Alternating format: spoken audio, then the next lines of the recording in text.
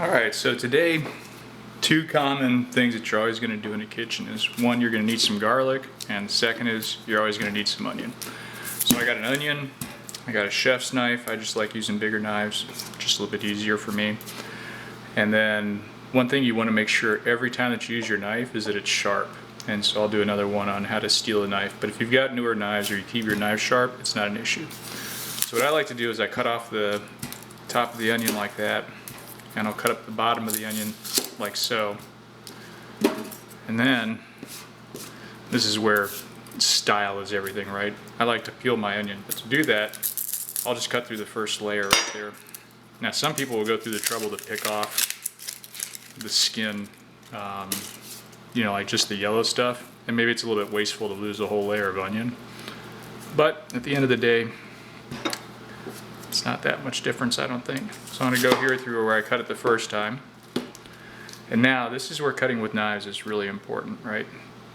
I don't know if you can see that amazing scar right there, but you can really mess up your hands cutting with knives. But you'll notice that the tip of the blade is kind of curved up. So if I cut an onion, I'm always going to keep my fingernails straight down like this. And if I keep them like this, okay, it's really hard for me to cut my own fingers. So I'll slice, but I'm not going to cut all the way through. I'm going to leave that little bit at the very end there. Kind of make these uniform sizes. And remember, the onion has rings. So you'll see some videos of people coming in like this through the onion. I don't think that's necessary. So it's sort of the same deal. I'm closing the onion, I'm keeping my fingers pointed down, and I'm slicing.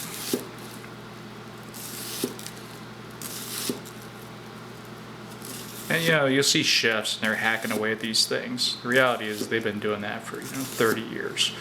Okay, so remember we didn't quite cut through the back. That's how we kind of kept it together. So I'm just going to chop this up.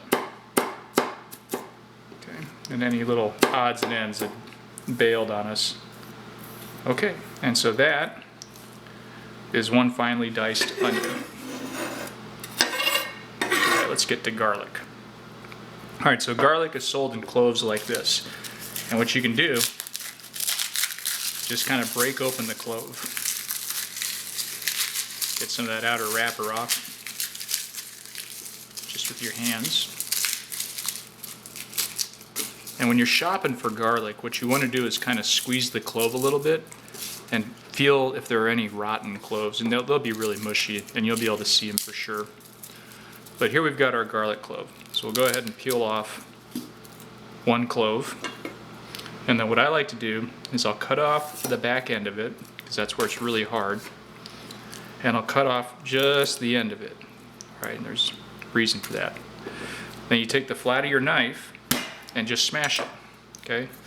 And then what that does is it releases the clove from the garlic. So now I got my garlic clove, and I can do whatever I want with it. And kind of in the same spirit, I'm going to keep my knife pointed down. I'm going to keep my fingers pointed down.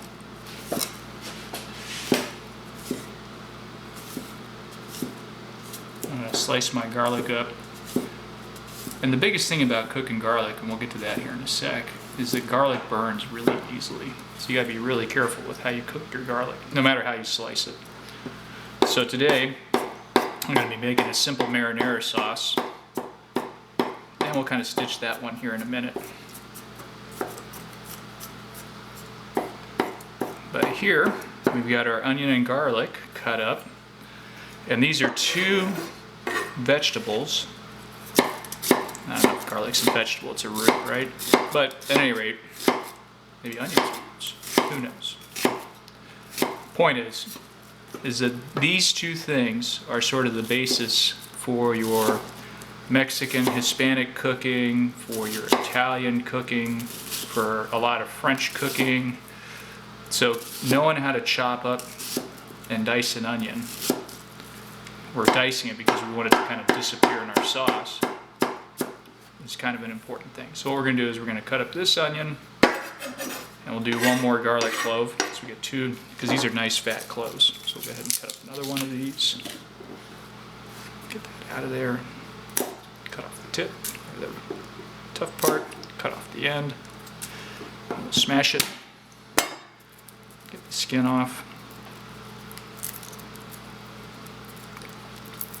And it's funny too, because if you don't get all that skin off on the first go and you start peeling it, garlic gets really sticky, and then you get the doggone skin stuck to you.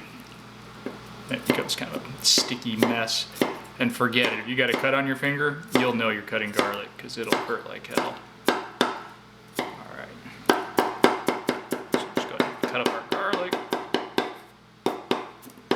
Alright, so now I've got 1 onion and 2 garlic cloves, and that's going to go into my base for my marinara sauce. And marinara sauce you can do, so like this clove of garlic will do, 4 or 5 dishes. We'll call it 4 dishes. It was $1. The onion's about 60 cents. And then the rest of the ingredients for the marinara sauce are kind of cheap too. So you can buy canned marinara sauce, but at the same time you can make it for about the same price, maybe a little bit less. It just depends on you and how you want convenient, or how convenient you want things.